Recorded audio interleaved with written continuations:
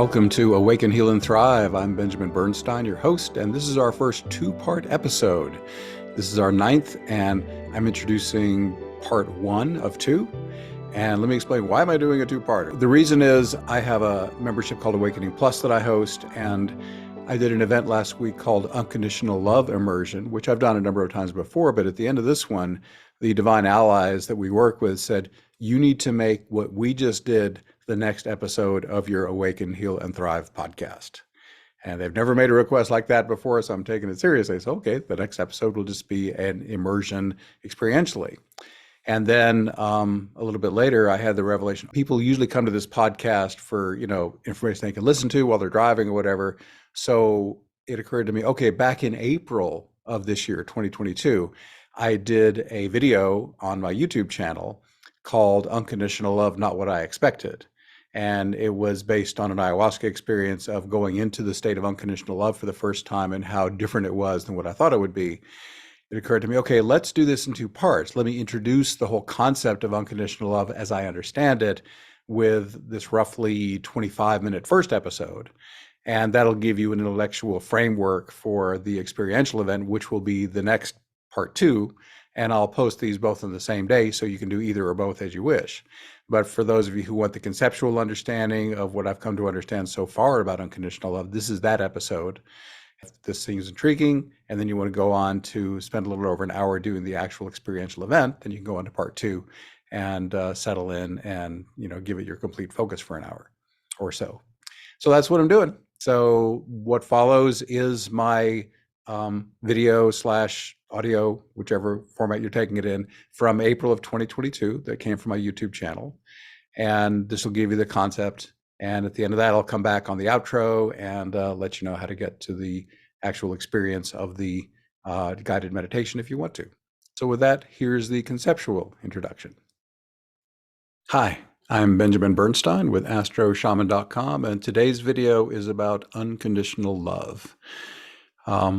I had a really striking experience of this very unexpectedly in a recent ayahuasca ceremony.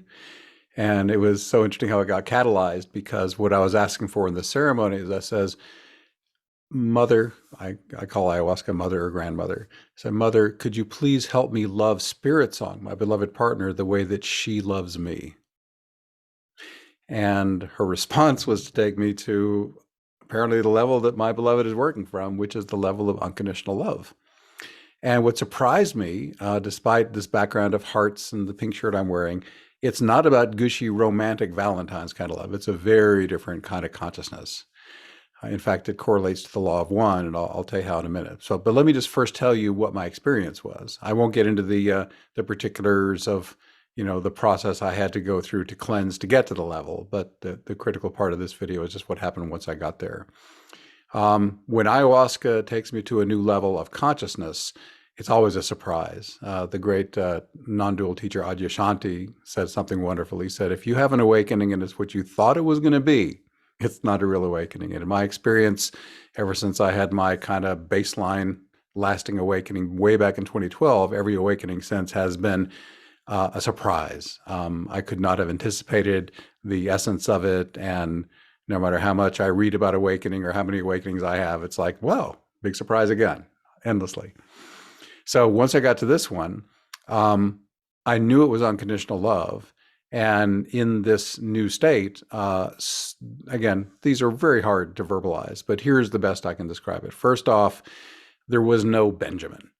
At this level, there is no individual consciousness at all. No ego is there. It's just a blended field of being. So it's just, you are the field is you. Secondly is, there's nothing romantic about unconditional love. There was no particular attachment to any particular thing. In fact, it's quite the opposite. It's like just complete unconditional acceptance of everything exactly as it is. And this, had I not had the experience, would have been tough for me to really get my head around, because the nature of being human, it seems, is to have preferences about things. This brings another quote to mind from the third Chinese patriarch of Zen. He said, the way is not difficult for those who have no preferences. Easier said than done, obviously, but from this level of unconditional love, it's all good. My sense here is that the divine at this level just accepts everything exactly as it is. In fact, the scheme I can most easily put this into intellectually is the law of one, which I studied for years in a study group, and it's at lawofone.info for free if you want to check it out. It was channeled 35, 40 years ago. Um, but it says that, when the universe comes into being, the logos, which is like the initial creator, the spark of here comes the universe, just puts it into motion. And the only law at that point is the law of free will. And the logos, okay, here's the universe, free will. And then out of that logos, so you have the universe, and then what's the next level down? Galaxies. And then every galaxy has its logos. And it's constrained by having to have free will in the mix, but beyond that, it can make whatever rules it wants. So the galaxy says, okay, here's the rules of this galaxy. And then the logos of the galaxy then spins out solar systems, and each sun in each solar system is its own logos. And it has to abide by the free will of the initial logos and whatever rules the galaxy set in place. And then said, but beyond that, I can do whatever I want in this solar system. I have free will too. And it kind of works its way down the hierarchy. So the astonishing thing to me about the unconditional love I experienced at this level is it just accepts everything without preference, light, dark, good, evil, whatever. It just loves it all. I guess that's what you mean by unconditional love, right? It holds, the Russian invasion of Ukraine in the same light as Mother Teresa helping someone in India. So it's like it just accepts all of it, and it allows all of it to play out without preference. And again, if you haven't reached that level, that is a tough nut to swallow. So how could the source of all things not care whether things are good or bad? But that is the perspective of that level. It just says, okay, everything's fine. Now, there's a point I touch on in other parts of this video, but I really want to drive it home here because it's so important. This is not an excuse not to take action in the world.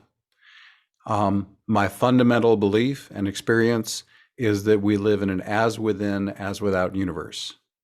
That means that the energy each of us holds inside ourselves radiates out to the collective. And in Hinduism, they call it Indra's web. We're all interconnected nodes on the web, and if one little string vibrates, they all vibrate to some degree. So I believe that if we go out and take action in the world, and we ourselves are holding anger or anything disharmonious inside us, whether we mean to or not, we will spread that energy because of the core vibration we're holding. If we want to take the most effective action in the world for good, then we ourselves have to do our internal work, and we have to face our own shadow material and do our own inner cleansing and processing, so that while we may never be perfect, we at least can get as bright and shiny as possible and as awake as we can be. And the more awakened and, cleansed we are of the dark stuff that we've been carrying, then the more effective service agents we can be and can serve with much greater power. So let's say, for example, the war in Ukraine is a timely example right now. Does that mean that we should just sit idly by and do nothing about all the terrible things happening there or any of the other injustices that are just rife all around the globe? Not necessarily. You have to ask, what is mine to do? So I still believe you can come from that core highest perspective of that, high, logos I'm talking about here, all is well, ultimately. Then you come down to what is mine to do. Okay. If you say, okay, things are what they are, we're coming from that start of things as they are. In other words, I accept it is what it is another way of saying unconditional love. I'm able to be with it as it is. Doesn't mean I like it, but I accept that this is reality now. Then you can say, am I drawn to serve in a particular way? Whether it's a small thing, like in something in your local community is disharmonious, unfair, unjust, you may be called to take action on that, and more power to you if that's what you're called to do. By all means, do so. You may be called to work on a higher global scale for larger things, the environment, some unjust war. By all means, take that action if you are called to do so. My own perspective is each of us has our own unique calling. In my own case, for example, my job is to help people heal and awaken internally themselves. And then they can go out, and if they're called to take more overt external action, they can go do that.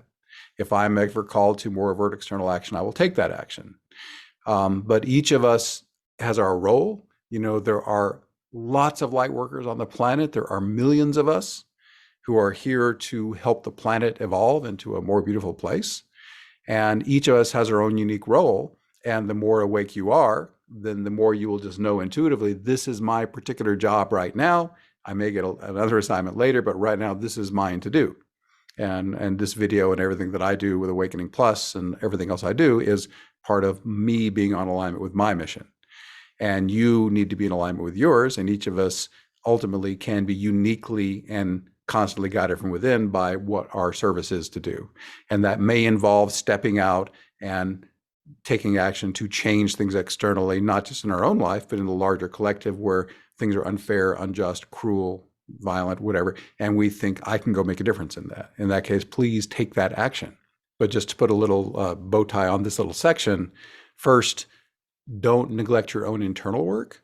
Make sure you've done your own internal healing of whatever is discordant within you, because any discordant energy within you will go out and be reflected in your outer work, even if you don't intend to. So the internal work is critically important if you want the outer collective to ultimately harmonize, because it is an as within, as without universe. Feel into yourself intuitively what is mine to do, not what someone else thinks you should do, but what do I know within my own inner wisdom that I should be doing, and do that the very best you can. And if that includes helping larger systems or situations, then by all means, take whatever action you're called to do externally.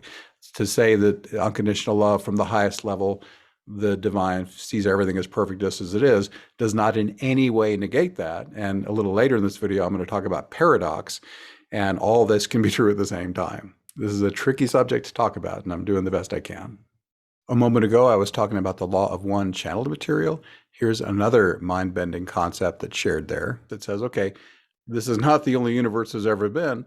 If you want to think in terms of time, there have been an infinite number of universes before this one, and there will be an infinite number of universes after this one. Just endless, endless, endless. Why would the oneness ever stop manifesting itself, right? It is infinite by nature. So it's a very different perspective. So again, for me, unconditional love is not about, gushy, mushy emotion. It's about just everything's fine. Now, at first you might think, well, that's a really toxic kind of philosophy. If you think everything's fine, then you wouldn't lift a finger to stop bad things happening, would you? Well, that's actually not the case. The law of one also says that we're on earth to choose one path or the other, service to other or service to self. And the law one says about 90% choose service to other, about 10% choose service to self. And that mix is necessary on earth, because without a few service to self people catalyzing and trying to take advantage of them, the people who are on the service to other path, helping other folks, would become lazy and complacent. It's happened in a prior universe, apparently. And so the divine said, okay, I'd rather that, we have a little more evolution, without so much delay, because apparently in the prior universe where there was Earth with only beings of love and light on it, we loved it so much there that we couldn't be bothered to move to the next level. And the divine said, I would like you to sure enjoy Earth while you're there, but there's other levels even more amazing, and eventually you get back to union and we can start the next universe. So, it became kind of a log jam on Earth because it was such a paradise. He says, no, that's not what Earth is about. It's not designed to be a paradise. It's designed to give you enough catalyst that you'll choose the path of service to other or service to self. And then the rest of the ride, the billions of years following that, after you graduate human and you're moving on to the other levels of being, then you can work those with the path you chose. And it goes even deeper into that, but that's probably sufficient for here. So I'm in this. So why would this belief not cause me to become, complacent, amoral, etc.?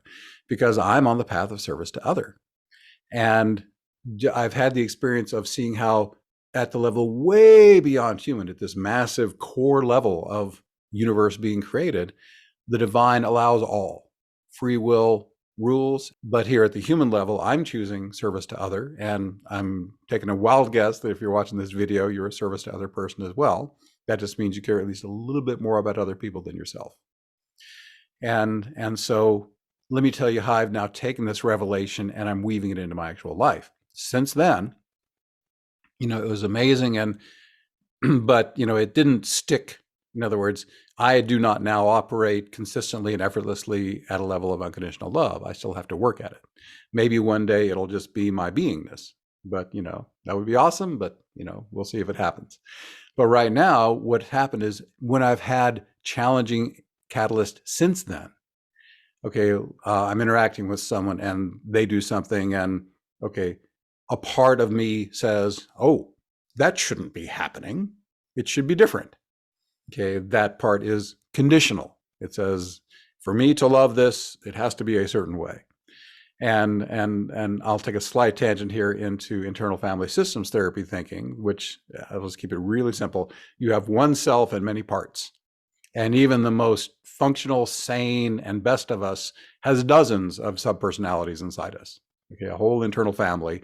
Some of them are really functioning well and super happy. Others are wounded and traumatized and split off. And IFS has a whole technology around how to work with those burdened parts, as they call them, and bring them back, heal them, and reintegrate them in a good way into your internal family. So what I recognize when I have one of those challenging emotions, if I'm staying conscious in self, if I'm awake enough, then I can not say I'm having this challenging experience. I can say this part of me is having this challenging experience. And then from this new unconditional love perspective, I know I'm weaving a lot of pieces together here. I'm trying to keep it as simple as I can while giving a coherent explanation. I say, okay, can I make self the guide here, not just the wounded part, and say, okay, this is perfect exactly as it is.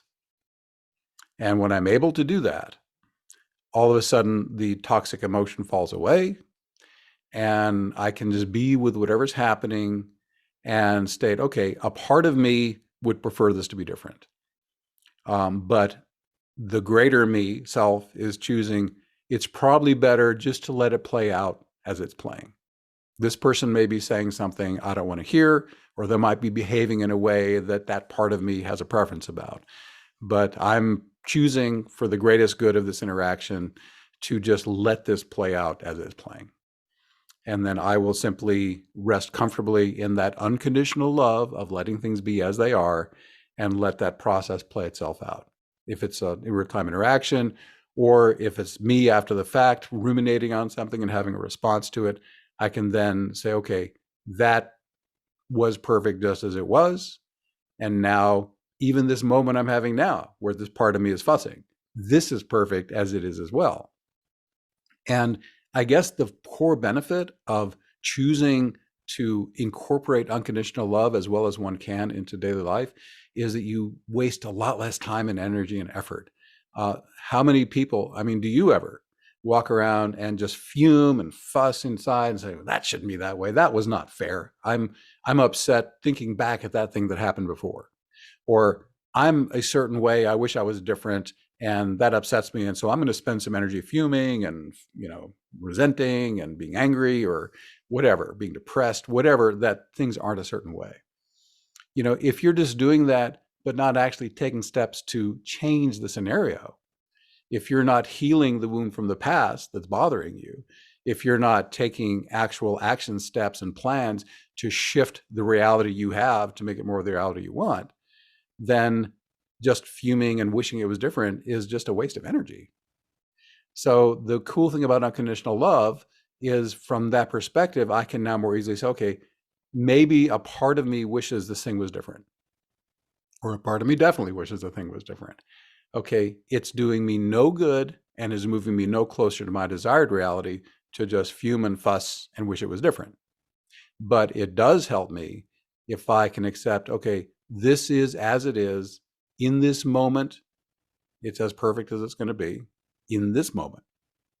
But now I can take action or make whatever shift or change I choose to make reality fit more like I want it to be.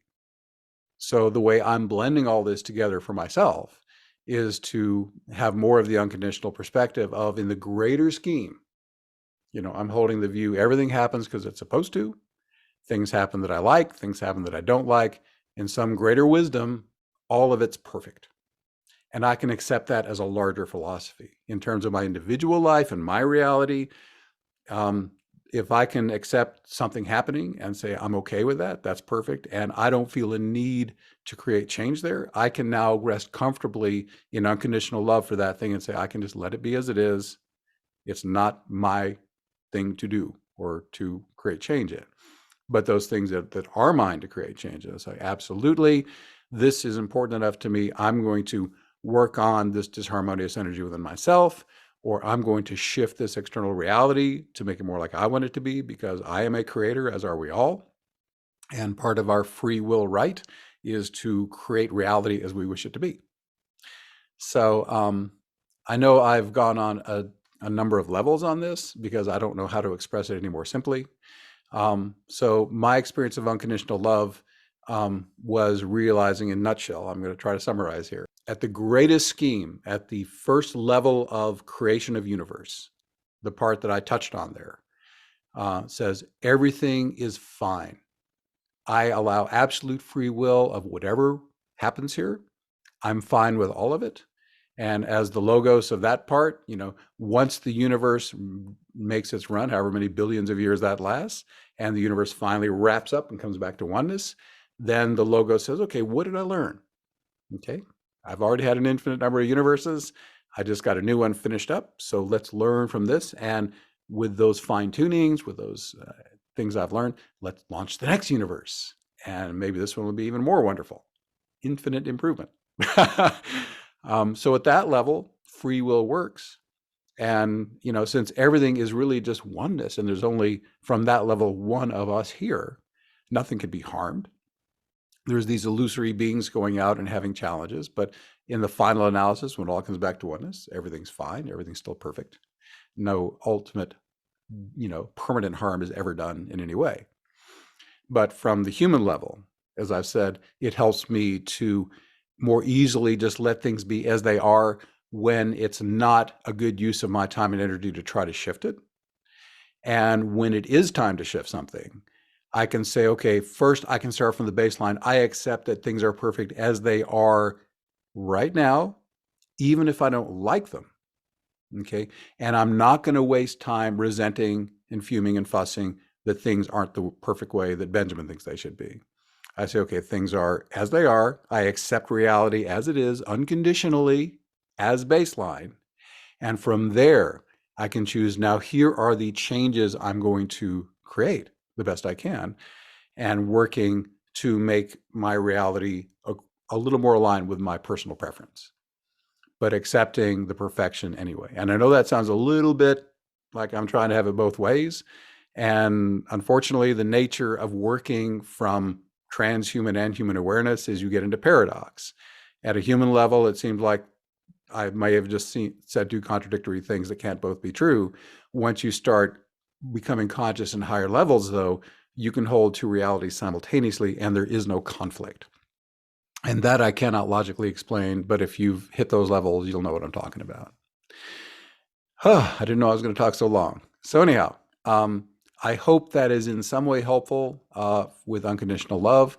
I'm actually recording this on April 3rd, 2022. And if you happen to be seeing this before April 7, 2022 at 8 p.m. Eastern, I'm actually doing a free public Zoom call as part of my Awakening Plus program. And we're going to do an unconditional love immersion where we're going to, as a group, go into these states the best we can. I've actually got in my head, I'm working out a guided meditation that will do this. If it's after April 7, 2022, this event will be in the archive of Awakening Plus, and you can get it. Obviously, I may as well talk about this now. If you're interested in the membership, you can go to awakeningplus.com. And this is a membership that has all kinds of cool stuff, including at this point, as I record this, 425 archived events, all of which are as powerful as the live ones. There's a best of guide that points you to the very best of those events. There's all kinds of other amazing stuff in there. There's several courses that will help with your healing and awakening and service to the Great Global Awakening. Members helping members is something we've just fired up. It's always growing and evolving and getting better. As far as what it costs, it's $1 to try it for 30 days, no risk. If you stick with it after that, you can be at $19 a month. If that's too expensive, just ask for the scholarship rate. You can get it for $9 a month. My goal is to keep this very, very affordable so a large number of people can be helped. I'm here to help as many people heal and awaken as are drawn to the way I'm offering spiritual stuff. So if that's interesting, again, awakeningplus.com is how to get there. I also do private one-on-one work through my other site, astroshaman.com. And through there, I do astrology and shamanic healing and awakening activation and life coaching, among other things. So I have a lot of stuff I offer. And if any of that interests you, check it out. Again, the membership, you would check out awakeningplus.com to learn more about that. The private services, astroshaman.com. So anyhow, I'll wrap it up. I'm Benjamin Bernstein. Thanks for bearing with me. I hope this has been comprehensible, and big love to you. And I wish you infinite blessings. So that's what I recorded in April of 2022. And if you are intrigued enough by that you want to spend just slightly over an hour doing the actual latest Unconditional Love immersion that was from November of 2022, then there's a link in the show notes here to get you to it. If you're watching this as a video, I'll try to set the video up where there's a link right in the video where you can just click and go to it. And if you're listening to this in a regular podcast player, then it should be the next episode in line. So however you get to it, I hope you enjoy the immersion, the actual guided meditation. This, by the way, will be the first time that I've taken an actual archive event from my Awakening Plus membership, which is normally reserved for members only, and put it out on a podcast like this. So I hope you enjoy it. If you enjoyed this podcast, you might also like my free online mini course. It's called Instant Divine Assistance, your free guide to fast and easy awakening and healing. It'll teach you how to invoke your own embodied awakening and healing and put it all into a simple daily practice. You can also check out my best-selling book that develops these ideas further. It's also called Instant Divine Assistance. In its first week, it hit #1 on Amazon in 11 categories and has tons of 5-star reviews. Finally, I have an online membership called Awakening Plus, where you can significantly speed up your spiritual evolution. Its slogan is also the name of this podcast: Awaken, Heal, and Thrive. You'll find links to all this wonderful stuff in the show notes.